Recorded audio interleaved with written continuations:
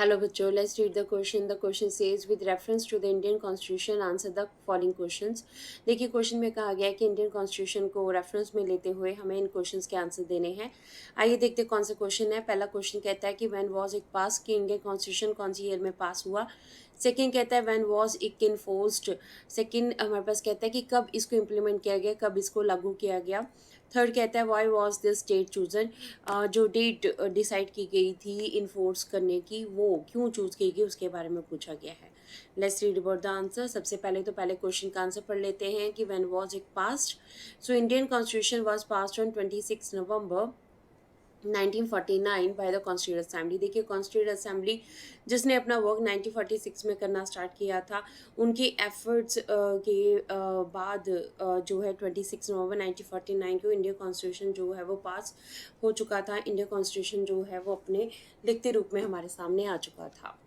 Second question अगर हम देखें when was it in force. देखिए हमारे पास जो कॉन्स्टिट्यूशन है वो बन तो 26 नवंबर 1949 को गया था, पर इसको इन फोर्स उस टाइम पे इम्प्लीमेंट या लागू उस टाइम पे नहीं किया गया था. इसको लागू कब किया गया था? इट वाज इन्फोर्स्ड ऑन 26 जनवरी 1950 से 26 जनवरी 1950 को जो है वो इन्फोर्स किया गया था, यानी कि इम्प्लीमेंट किया गया था. और इस दिन को हम रिपब्लिक डे के रूप में भी मनाते हैं. So why was this date chosen, ये डेट क्यों चूज की गई? 26 January celebrated as Republic day in our country. देखिए हमारे देश में रिपब्लिक डे के रूप में, गणतंत्र दिवस के रूप में 26 जनवरी को मनाया जाता है. Our constitution was passed on 26 November 1949. देखिए हमारा कॉन्स्टिट्यूशन 26 नवंबर 1949 को पास हुआ था, जैसे अभी हमने पढ़ा. But it was adopted on 26 जनवरी 1950. ठीक है, बट इसको अडॉप्ट कब किया गया? 26 जनवरी 1950 को अडॉप्ट किया गया, इम्प्लीमेंट किया गया.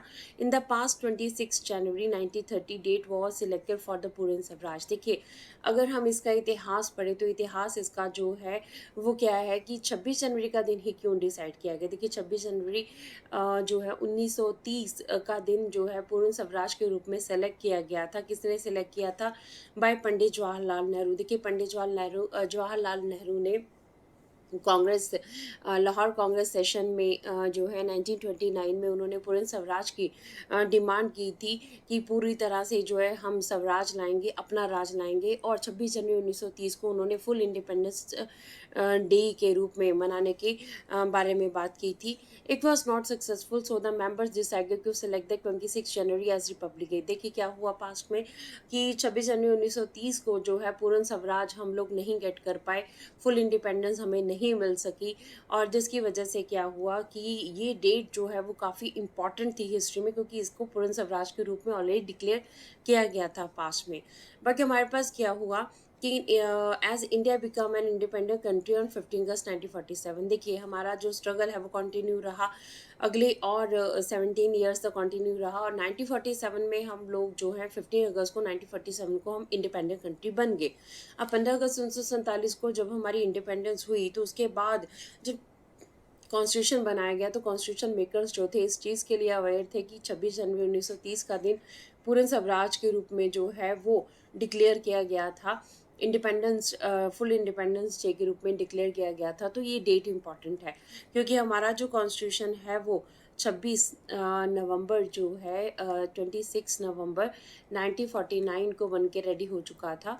सो सिर्फ 1 मंथ का गैप था, इसलिए 26 जनवरी 1950 का जो 1950 का ईयर और 26 जनवरी को ही, क्योंकि हिस्टोरिकल डेट थी, इस डेट को ही चूज़ किया गया कि इसको इस दिन कॉन्स्टिट्यूशन को इम्प्लीमेंट किया जाएगा, लोगों को जो है वो दिया जाएगा, उनके सपुर्द किया जाएगा. तो 26 जनवरी 1950 का दिन जो है वो हम रिपब्लिक डे के रूप में मनाते हैं. So these are the answer of these questions. Hope you understood the question as well as the answer. Thank you.